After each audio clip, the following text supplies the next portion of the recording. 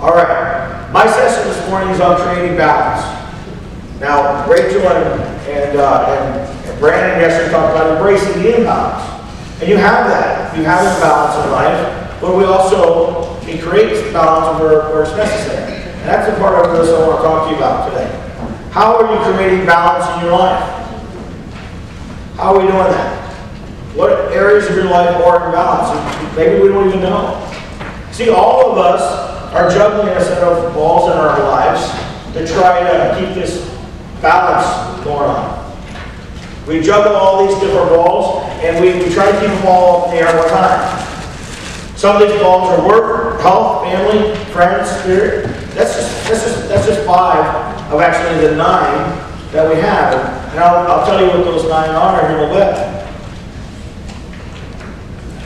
See, if we drop some of these balls that we're juggling, these balls will bounce back for us. Work, I always tell people it's made run. It'll bounce back. If you don't believe me, ask a real estate investor that went through 2006 to 2010. Right? It bounced back. Well, did it bounce back for you?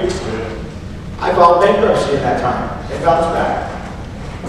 It will bounce back. Work is one of those things that is, and we treat that like it's the end all be all, like it's the only thing that won't bounce back. If you talk to an older gentleman, they'll tell you how they reinvented themselves multiple times throughout their life. Right? That's just what happens. But the other 4, these other areas of life, I call them right, they're made of glass. They're not like work, they don't bounce back. And because they're made of glass, they can be damaged.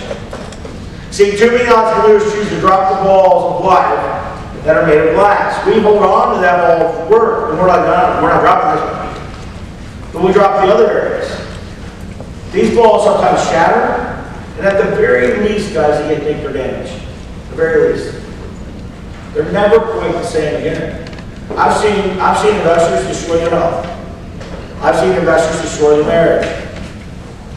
You know, there was a joke that was going around one time in masterminds, like, if you ain't been married 3 times, you're not a successful real estate investor. And I'm like, what a sad thing to say. Yeah. It's horrible. And then they were like relating the level of success to how many times, you know, their wife got tired of her. I'm like, that's crazy. It's retarded. Why would we do that? If your life becomes unbalanced, you will hit a ceiling. Guys, when we get called from businesses, these are when you called us and said, hey, can you come up? There was a couple areas of business that hit a ceiling, right? Bo, is that the case with you? And that's what happens. What I tell Susan, there's 6 areas of business that when we get stuck, we hit a ceiling, that's where we get really frustrated. Now, usually somebody doesn't call us if one area of the 6 is they hit a ceiling. It's not enough payment. Matter of fact, some people don't call us when 2 hit a ceiling. Still not enough payment. What we typically find is it's 3 or more. Somebody's hit 3 areas of the 6 that have hit a ceiling they're stuck in, and they don't know what to do.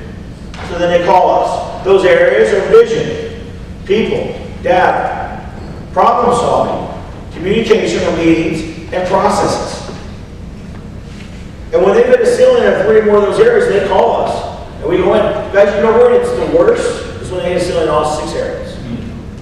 They're almost done. That's usually a phone call, and I can tell the degree of how bad they've hit the ceiling by when I get on the phone with them. And I get this like, I'm done. Right? I'm just done. We had a realtor in Mo's area that's not too far from him in his Rio. When I got the call from Lisa, it wasn't like, I want this fixed. She was like, I'm done. I just want to learn how to shut down. Right? She was done. That's what happens. You get frustrated. You hit this ceiling in business. Same thing happens in our personal lives. We hit a ceiling in our personal lives. And we have to learn how to push past that ceiling.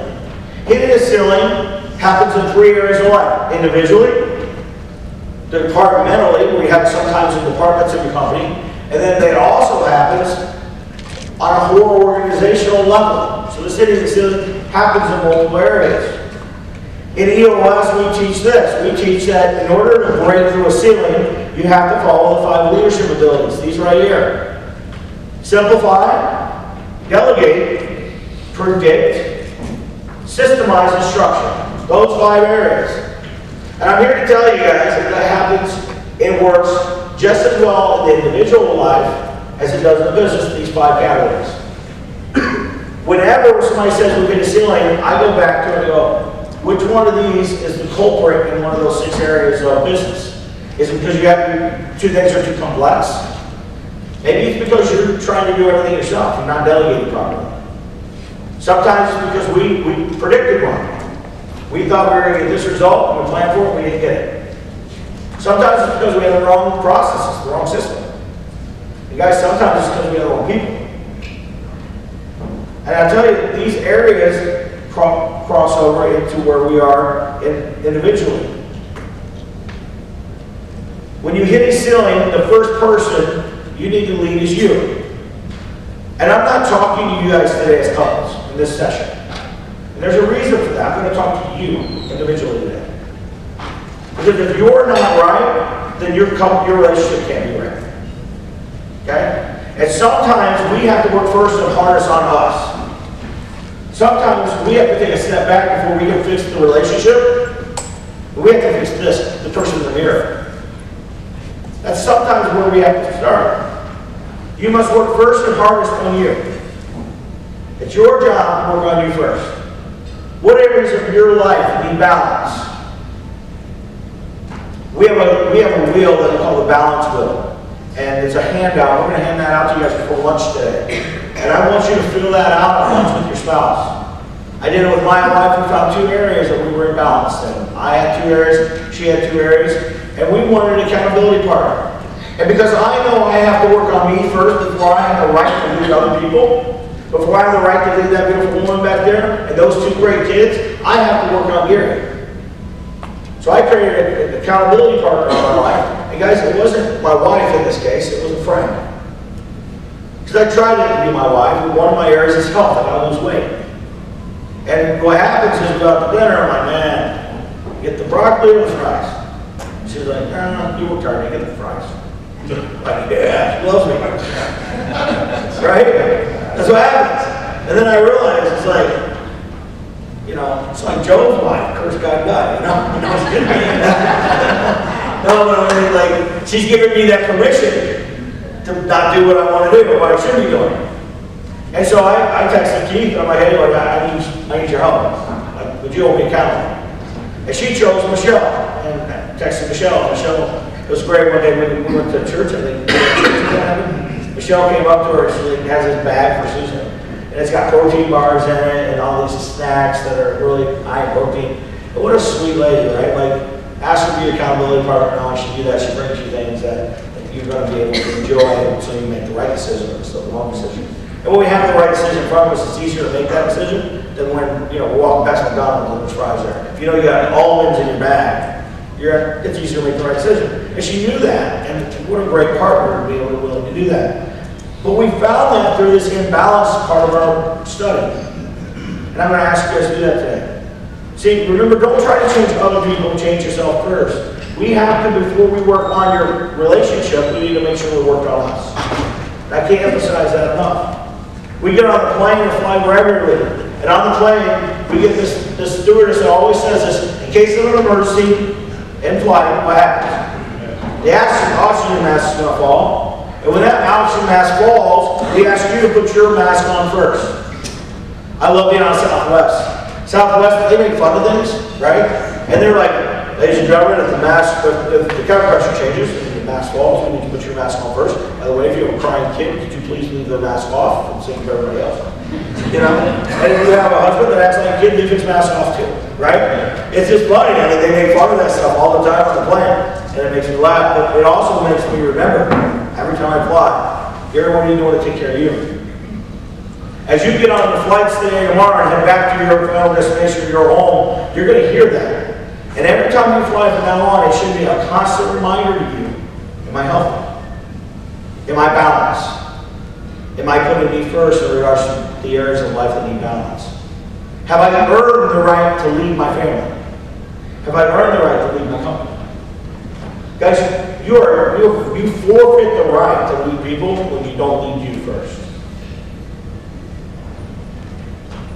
That balance wheel looks like this. It's still a 2-page form. So we have those. Okay, good. We're going to make sure you guys get these before lunch. I'd like for you to take time to fill them out with each other. It doesn't take long. You guys will put about 8 minutes, 10 minutes to fill it out. A little bit more time to discuss it. But the wheel on the second page, as you get your totals, you put your totals on the wheel, and it tells you whether or not the wheel is round. If you have a flat spot or an indent, then you know you have imbalance on that wheel. And that's the area which you want to focus on. And then there's some questions off to the right that ask you about how to bring balance, how you're going to focus on it. And that's what I want you guys to work on lunch today. No, but we have to reduce that complexity. Many times we face struggles, we tend to think about everything that can go wrong. And we get overwhelmed. Then we try to do what? Ladies, we try to fix it all. We tend to try to attack it all and try to make everything perfect. We're like, I got it all fixed right now. I can't believe this is out of order. And that overwhelming feeling hits you. We have to protect our energy during this time. When we hit a ceiling, we're stuck. We got to protect our energy, guys. Part of feeling stuck is you're de-energized. You're withdrawn. You feel stuck and you feel beat down. And your energy battery is not quite what it was. I use a system called the N system with my day. Tasks that show up on my daily to-dos, I put E-N-D at the end of them. What does that mean? The E represents everything that energizes me. So if it's on my to-do list, I circle the E. That's it, energizing. The N, that's a neutralize, so it doesn't energize me or de-energize me. And I'll circle it, and I make a decision. Do I want to do it or not? Do I have a desire to want to do this? The last is the D. The D tells me that either de-energizes me, it takes it away, or I don't want to do it. Okay? And if it's a D, then I delegate it or delete it. If it doesn't absolutely have to happen, it's coming off my list. If it has to happen and it de-energizes me, I'm delegating it to somebody else. One more time. E energizes, N neutralize, D de-energizes. So you're just looking at your to-do going, does this energize me? Is it neutral? Should I do it? Should I not do it? How do I feel about it? Do I want to do it? And then the D. This de-energizes me. Anything that shows on my list is a de-energizer for me. I delete it or delegate it. Stay with the D model. Delete it or delegate it. Delete it's only when it's like something you told yourself you had to do, but you really don't have to do it. It's not that big of a deal if you don't do it. And your energy is more important. Keeping your energy for the next task is more important than actually doing that task. So at the end of every to-do, I just put E and D. Energize, neutralize, de-energize. And then I look to find someone I can delegate it to. Who do I want to delegate this to? I want to delegate it to somebody that gives them energy. Right? That's what I want. Guys, I'm good at process methods. It de-energizes me. Takes my energy right out of me. My wife, Beth, they like doing that stuff. So I'm like, hey, Beth, you want a process map today? Sure. Oh, thank you. I appreciate that. Right? Why? Because I don't want to do it. De-energizes me. Next. Let's go. It's over here. My advice, when you guys get stuck, you feel like things are complex, you just have to take one step at a time. I heard a great man once say, when he was working into his life, he got up and he'd stand around in his bed. He'd grab his pants and he'd put one leg in. Then he'd grab the other leg, put the other leg in. He'd stand upright and he'd take one step. Then he'd take another step. And before he knew, he knew these steps would lead him right back to the end of his bed again that night. Taking one step at a time. And he looked at it and said, boy, I don't know how I made it to today. I don't know how this day I was able to conquer today. But I did it. And I did it one step at a time. And when it all seemed for naught, and he felt like it was going to crush, that day was going to crush him. When he took one step, simplified the day down to that next step, he found himself at the end of the day making it back to bed. And then he told himself today's going to be a better day. Tomorrow's going to be a better day. Another way, and I took this in here, guys, that we have to simplify sometimes. And this goes to my wife, and I assume a lot of other ladies that are this way. Guys, sometimes you just have to say no. Sometimes you just have to say not now. It's just not the right time. It's not that we can't do it, just not now. And sometimes you have to say that to us as your spouse. Say, you know, I really love to be here for you on that right now, but I'm not there right now for me, and I got to fix this. And I have to fix me first right now. So sometimes it's not now. And I've heard that sometimes, and I have to go, wow, you know, but I really want it done. But if I care enough about my wife, then I give her that space. Right? I allow her to be able to create some simplicity in her life. Next is delegating. I tell people, when you're stuck, you hit ceiling, seek help from others. Ask for prayer. Seek godly counsel. Get advice from others and let others help you. When I was at my weakest point, 9 days not sleep, I was sitting on the edge of my bed, my head in my hand, my tears running down my elbows, and I said, I just don't want to live like this anymore. And my wife, being as wise as she was, called Keith. Keith came over to my house and he sat there with me and he says, hey buddy, I know it's hard. Can I give you some advice? I said, yeah. He says, you need to get out of this house. Why don't you do this? Why don't you come with me and my wife? We're doing a little event in Chicago and I want you to go with me. Let's get out of the money going. I didn't ask you that. I told you to come. They took me to Chicago and got me out of my element, got me out of my, you know, my woe was me and, you know, I'm sick and I can't provide for my family right now and all that. It just got me out. And that moment I delegated to everybody around me and I forgot about what was going on. We tend to withdraw when we face hard times, that feeling of being stuck. We do the cross the other arms, right? That's my problem. Don't worry about it. I got it. We don't delegate.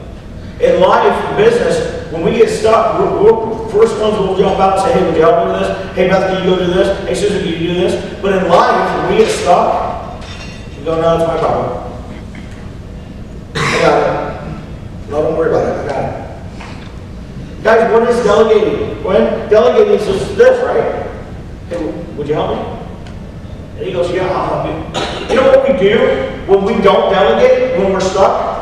You will stay stuck longer when you don't delegate.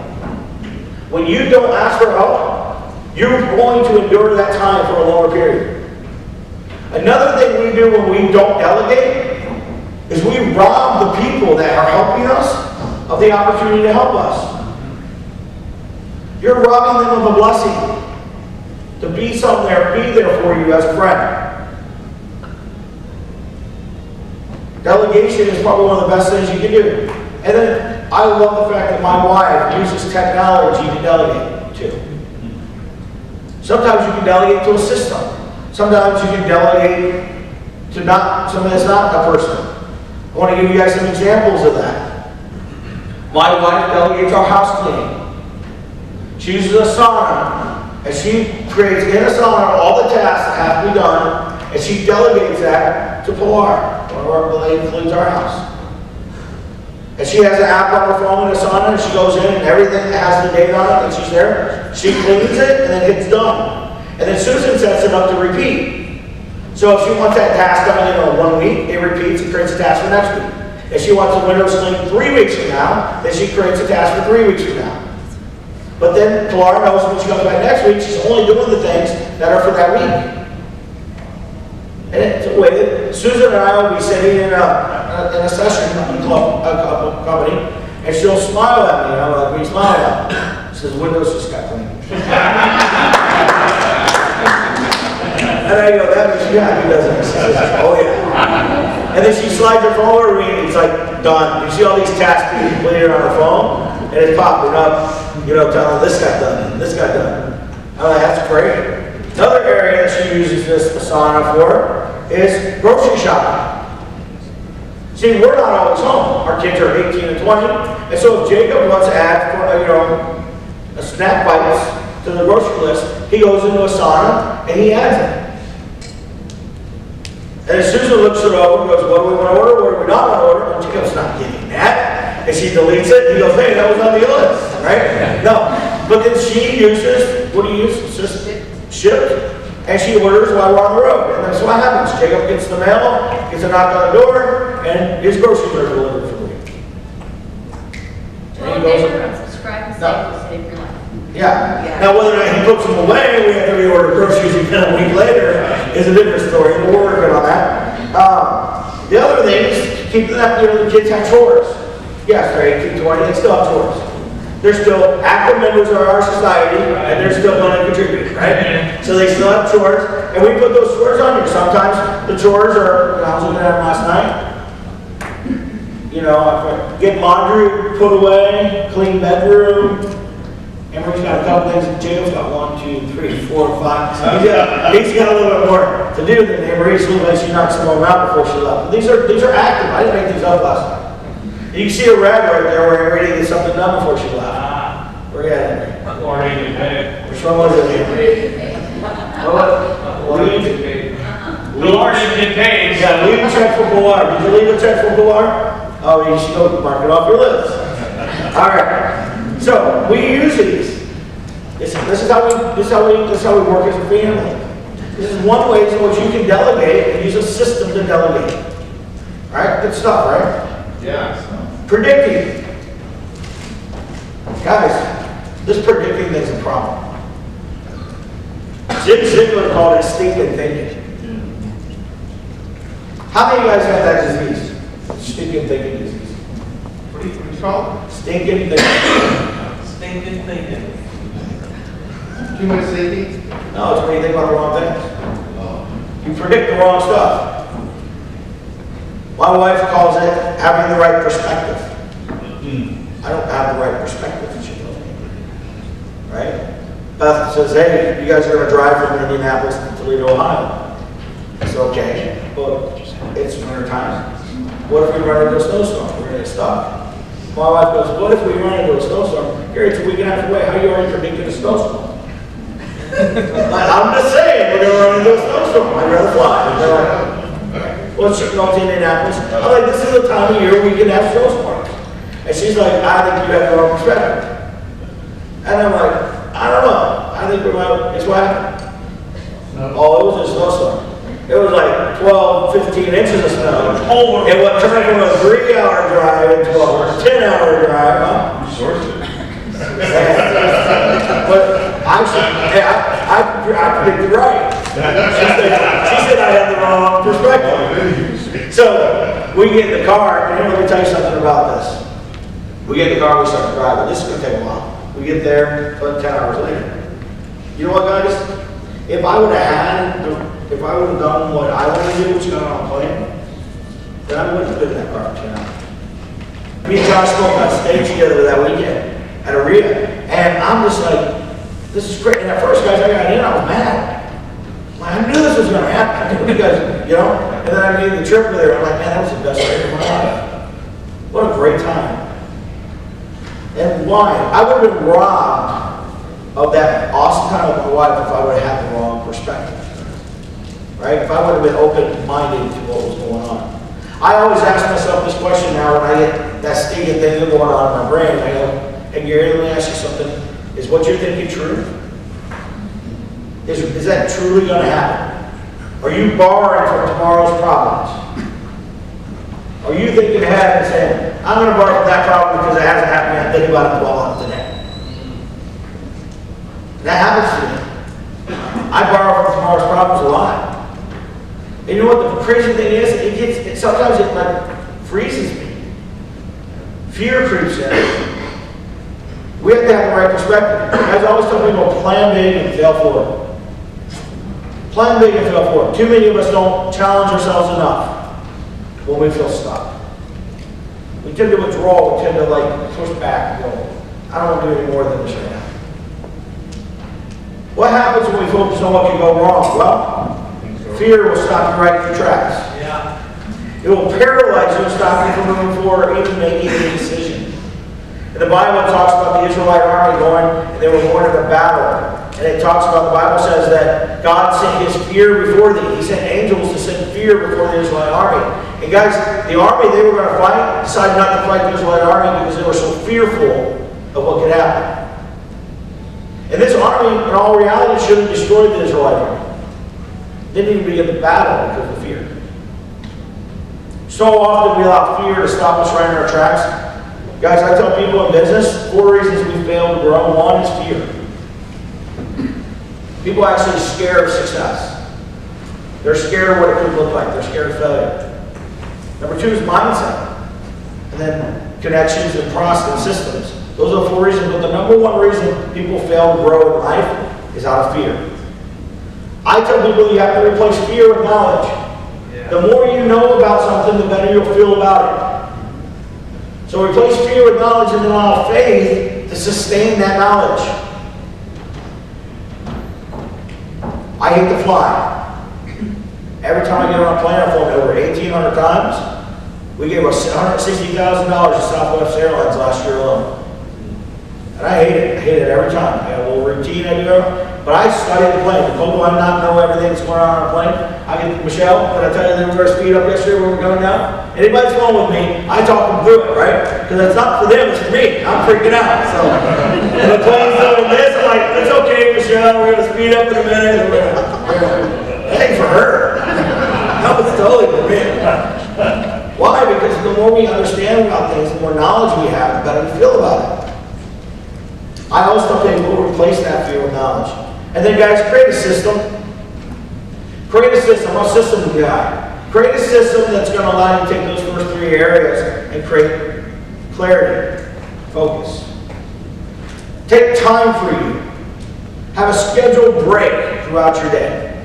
Have a scheduled break throughout your life. That something rewards you. We'll come home from traveling. My wife said, you know my wife? She does not get energy from people. I do. And when we come home, she's tired. People drain their energy buttons from her. And she goes home, and I'll walk through the house, we'll be home about an hour, and I'm walking my, hey kids, give me a hug, and we're walking around, I'm calling people on the phone, and I'm like, hey, where's sister? And I don't know, Jake, you know where mom is? No.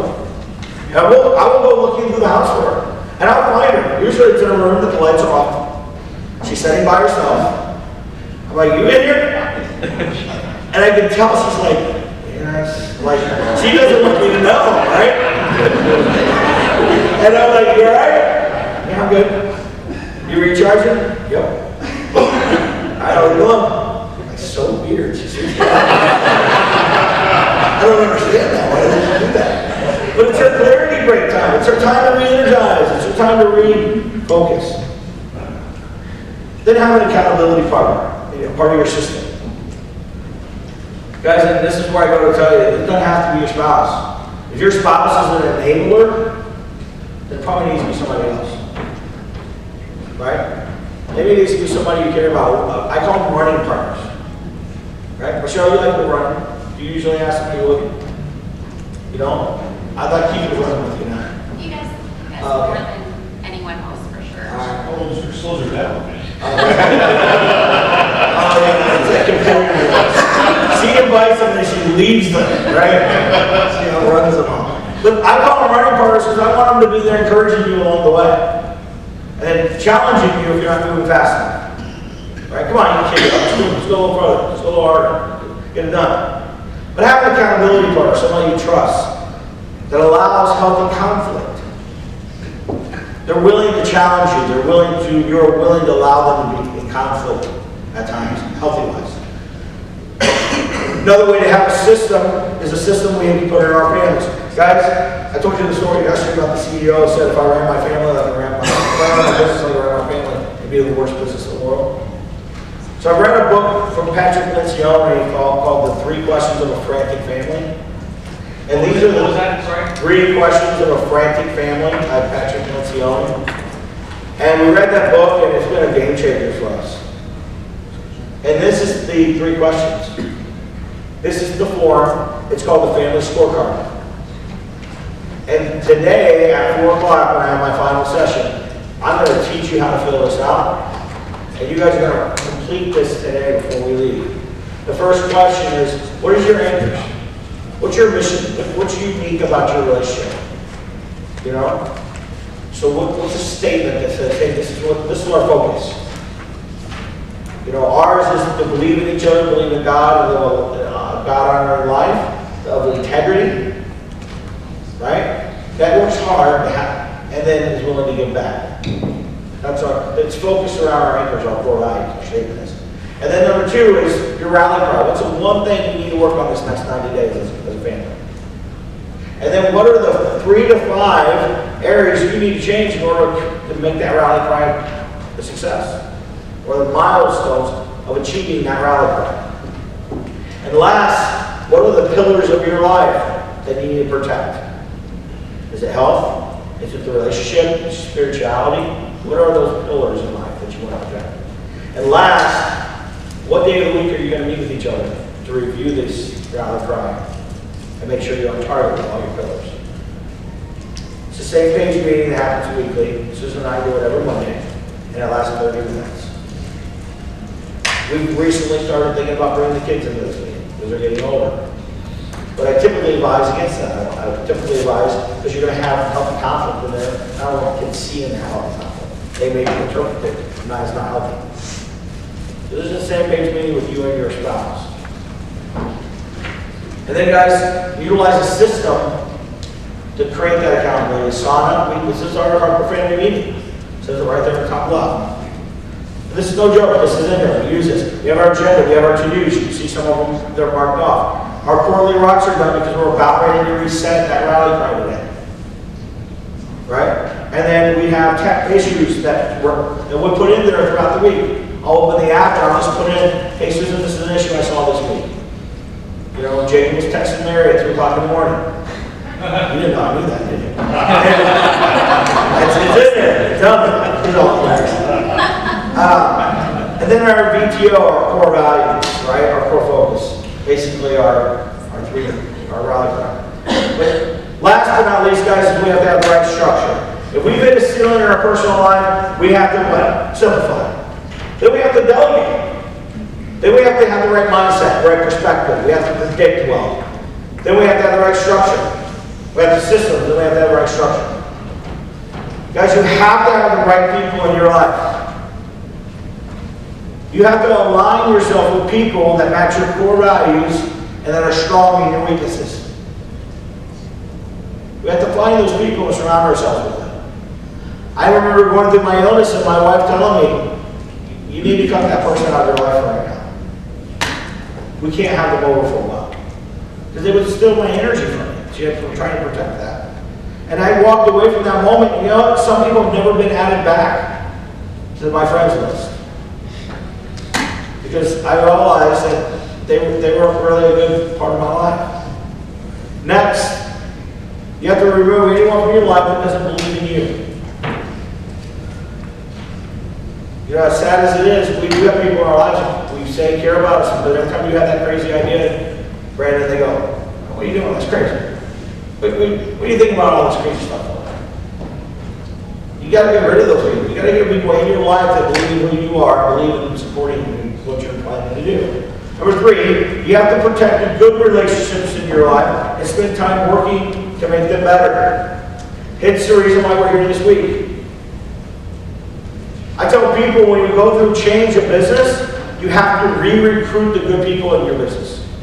Because good swimmers jump ship. And when they think the ship's going down, they jump. You know, people in our life are no different. They feel like we're changing, they feel like things are going right, they feel like you're unstable, they might start to withdraw. And sometimes we got to keep those people engaged in our life. We need them. Okay? So re-recruit those good people, protect those good relationships. And last, schedule time for that. Make him a priority. I know some of you guys just may not need a cup of tea, but I'll tell you what, some of my loneliest days is when I didn't take time to spend with him. And it helped shape and mold me. And then remember this statement, we heard it yesterday. Remember, you're the average of 5 people you spend the most time with, right now. Jerome? We have to have the right people around us. And you have to realize these people that you choose to be around you will reflect who they are in your own personality. So 5 areas: simplify, delegate, structure, or systems. Predict and structure. Those are the areas in which we have to focus on whenever we hit a ceiling. And as good as you're able to do that, will be as good as you're able to come to that stop point, and the faster you'll come through it. Thanks for listening.